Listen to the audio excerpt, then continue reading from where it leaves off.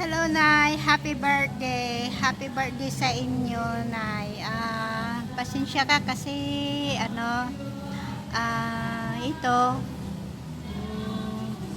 matagal na rin na hindi ako nakasama. More than 12 years sa yung birthday. Pero, sana, Nay, maintindihan mo. Alam ko na, namimiss nyo na rin ako. Alam ko na, gusto nyong akong makasama, pero pasensya na kasi hindi naman ako pwedeng umuwi kasi hindi naman ganun kalaki yung aking sahod dito sa Singapore. So happy birthday, Nay. Nang hinihiling mo po na uwi ako ng December, hindi ako makakauwi kasi kauwi ko lang ng December, and then yun nga po, limitasyon yung oras na pag-uwi ko, kaya ayun, hindi ako makauwi. So ganun na lang. Isa pa, Nay, thank you kasi ayan, nandyan yung pangunawa ninyo. So nabigyan kasi ako ng pagkakataon na magkaroon ng trabaho. So ayun, yung pangarap mo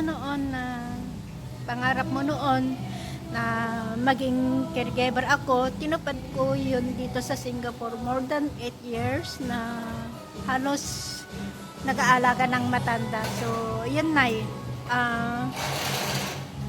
thank you din sa inyo kasi ayun, tinupad ko lang yung pangarap nyo kahit medyo late na.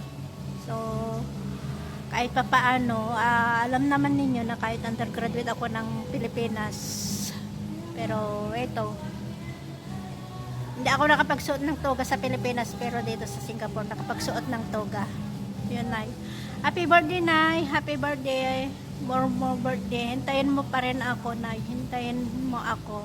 Uuwi ako next year, pero ditong December di ako makakauwi. So pasensya na sa kahilingan mo, Nay. So ayan,